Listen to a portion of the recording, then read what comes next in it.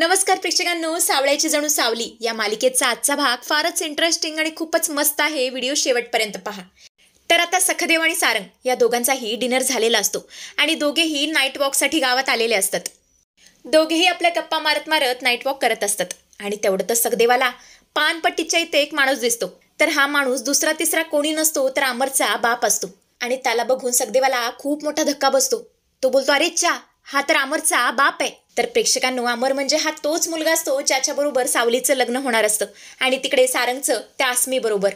असो, पुढे आपण पाहतो तर काय, सखदेव बोलतो, सारंगराव, अहो हा तर तोच माणूस आहे जो त्या फसव्या अमरचा बाप बनून आला होता. असं म्हणतच तो दबक्या पावलांनी त्याच्या दिशेने जाऊ लागतो आणि बोलतो, तुम्ही तेच ना?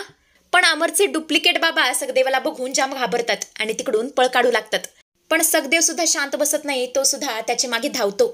त्याला पकडून त्याची कॉलर धरतो. सारंग बोलतो, सखदेवजी, अहो हे काय करताय, सोडा त्यांना. तेव्हा सखदेव बोलतो, सारंग सर, मला प्लीज अडवू नका. हा तोच माणूस आहे जो माझ्या बहिणीच्या आयुष्याचा खेळ खंडोबा करायला निघाला होता. याला मी सोडणार नाही.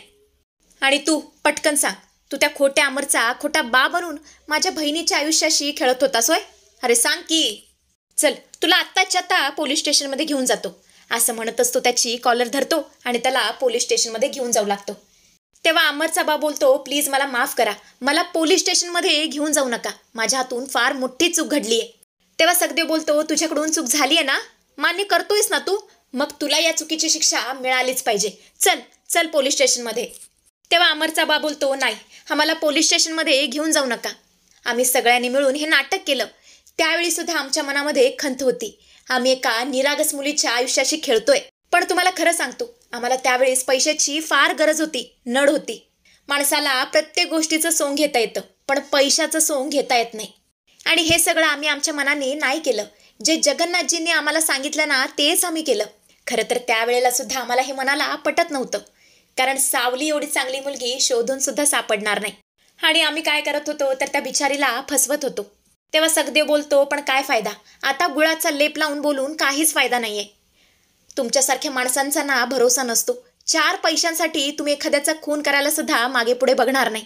तुम्हाला पोलिसातच दिलेलं बरं. तेव्हा अमरचा बा बोलतो, आम्हाला मान्य आहे, आम्ही मान्य करतो, आमच्या हातून फार मोठी चूक घडली आणि एक भाऊ म्हणून तुमचा राग साहजिकच आहे. सावलीच्या आयुष्याची जी काही माती झालीये, जे काही नुकसान झालंय, त्यासाठी आम्ही तुमची मनापासून माफी मागतो. तुमचीच काय, सावलीची माफी मागायला सुद्धा आम्ही तयार आहे. पण मला जेलमध्ये पाठवू नका, आमच्यावर दया करा.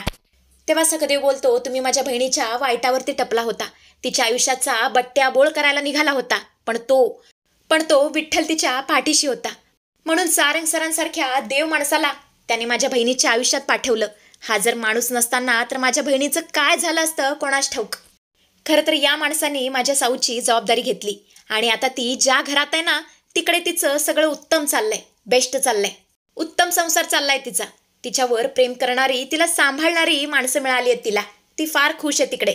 तेव्हा अमरचा बा बोलतो, खरं तर या घटनेनंतर मला जाणवलं, सावलीसारखी मुलगी ज्या घरात जाईल ना, त्या घराचं सोनच करेल ती. इतक्या निरागस मनाची मुलगी कधीच कोणाचं वाईट करू शकत नाही. सारंगराव, तुम्ही फार नशिबान आहात. इतक्या चांगल्या मनाची मुलगी तुमच्या आयुष्यात आली बायको म्हणून. खरं सांगू का, आम्ही खोटं बोलून आमच्याच नजरेत पडलो. तेव्हा सखदेव बोलतो, तुम्ही तुमच्या नजरेत नाही तर एक माणूस म्हणून पडला आहात. आणि तुम्हाला खरं सांगू का, खरा पुरुष तोच असतो जो स्त्रीच्या सौंदर्यावरती न भाळता तिचा स्वीकार करतो. आणि सारंग सरांनी माझ्या सावला सांभाळलंय आणि सावरलंय सुद्धा. आणि मी तुमच्याकडे हात जोडून विनंती करतो, 4 पैशांसाठी कोणाच्याही आयुष्याशी असं खेळू नका. रामकृष्ण हरी, जा आता तुम्ही. तेव्हा तो माणूस तिकडून निघून जातो. तेव्हा सारंग विचार करतो, हे सगळं मी काय पाहतोय?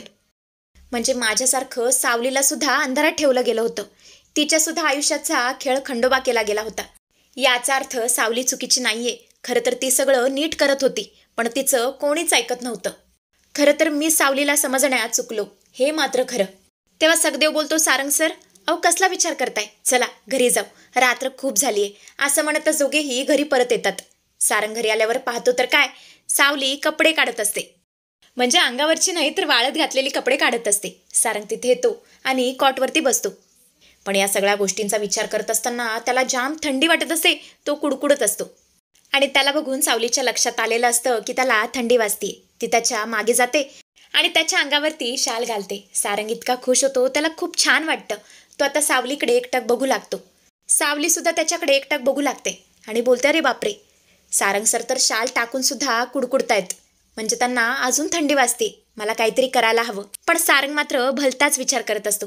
तो विचार करत असतो, सावली आणि तिच्या घरचे किती चांगले आहेत आणि मी उगाच त्यांच्यावरती संशय घेत होतो, मी किती चुकीचा होतो. आणि खरं तर सावलीला समजणं किती सोपं आहे, ही मुलगी अजून माझी किती काळजी घेणार आहे ना कोणास ठाऊक. न बोलता सुद्धा या मुलीला किती कळतं. तेवढं तर सावली विचार करते, नाही नाही, मला शांत बसून चालणार नाही, मला सारंग सरांसाठी काहीतरी करायला हवं, असं म्हणतच ती लाकडं गोळा करते आणि सारंग समोर शेकोटी पेटवते. सारंग आता मस्तपैकी शेकोटी घेत बसतो. सावली आता तिकडून निघून जाऊ लागते. पण तेवढंच त्या शेकोटीच्या आग तिच्या पदराला लागते आणि पदर पेट घेतो. आणि इतक्यातच सारंगचं तिच्याकडे लक्ष जातं. तो पटकन उठतो, पळत पळत जातो आणि सावलीला साईडला करतो, तिला वाचवतो. आणि हे सगळं करत असताना दोघेही एकमेकांच्या खूप जवळ आलेले असतात. दोघेही एकमेकांच्या डोळ्यात पूर्णपणे हारून गेलेले असतात. सारंग तर एकटक तिच्याकडे बघत असतो. सावली आता कशीबशी त्याला भानावरती आणते आणि बोलते, सारंग सर चला जाऊन झोपूया, असं म्हणतच दोघेही रूममध्ये येतात. सारंग बेडवरती झोपतो आणि सावली तिच्यासाठी खाली अंथरूण घालू लागते. आणि तेवढ्यातच त्यांच्या रूमचा दरवाजा कोणीतरी ठोठावतं आणि तो आवाज ऐकून दोघेही घाबरतात. सावली बोलते, अरे बापरे, एवढ्या रात्रीचं कोण आलं असेल, आता आपण काय करायचं. तेव्हा सारंग बोलतो, एक काम कर, तुझं अंथरूण ना बेडवरती ठेव. सावली तिचं अंथरूण बेडवरती ठेवते आणि दरवाजा उघडते. पाहते तर काय जयंती असते. जयंती बोलते, मी आले, मला ना सारंगरावांना काहीतरी विचारायचंय. अहो सारंगराव, अहो तुमच्यासाठी मी इतकी भारी खोली सजवली, पण तुम्ही तर काहीच सांगितलं नाही. अहो सांगा की, तुम्ही माझ्या खोलीला किती रेटिंग द्याल, 3 स्टार 4 स्टार 5 स्टार, अहो सांगा. तेव्हा सारंग बोलतो, छान आहे, खोली मस्त आहे. हे ऐकून जयंती खुश होते आणि तेवढ्यातच तिची नजर बेडवरती पडते. ती बोलते, अरे बापरे, ही एक्स्ट्राची अंथरुणं कुठून आली, नाही म्हणजे मी तर ठेवली नव्हतीत. तेव्हा सारंग विषय सांभाळून घेतो आणि बोलतो, खरं तर सावलीला मीच हे आणायला सांगितलं, इथे गावाकडे खूप थंडी आहे ना म्हणून. तेव्हा जयंती बोलते, असू द्या, तुम्ही आता झोपा, मी येते, गुड नाईट, असं बोलून ती तिकडून निघून जाते. आणि आजचा भाग इथे संपतो. तर आता दुसऱ्या दिवशी आपण पाहतो तर काय, रामभाऊ पुन्हा सावलीच्या घरी येतात आणि सारंगला अभिषेक करायचं आमंत्रण देतात. तेव्हा सखदेव बोलतो, रामभाऊ आम्हाला माफ करा, पण सारंग सरांना हे जमणार नाही. अहो त्यांना इथे आपण हरिनाम सप्त्यासाठी बोलवलं होतं, आता त्यांच्याकडून अभिषेक करून घेणं, एक्स्ट्राची कामं लावणं हे काय बरोबर दिसत नाही, सारंगराव येणार नाहीत. तेवढं तर सारंग बोलतो, सखदेव दादा थांब, हा अभिषेक मी करायला तयार आहे, मी येतो उद्या, तुम्ही टेन्शन घेऊ नका. आणि सारंगचं हे उत्तर ऐकून सगळ्यांनाच खूप मोठा धक्का बसतो. रामभाऊ आता पुढे बोलतात, पण तुम्हाला या कापडामध्ये येऊन चालणार नाही. सारंगराव तुम्हाला धोतर, तर सावली तुला नऊवारी साडी नेसावी लागेल आणि मगच तुम्ही अभिषेक करू शकता, असं बोलून रामभाऊ तिकडून निघून जातात. पण सारंगला काही सोहळा नेसायला येत नसतो, पण सावली त्याची मदत करणार आहे. तर असा काहीसा प्रोमो आपल्याला बघायला मिळेल.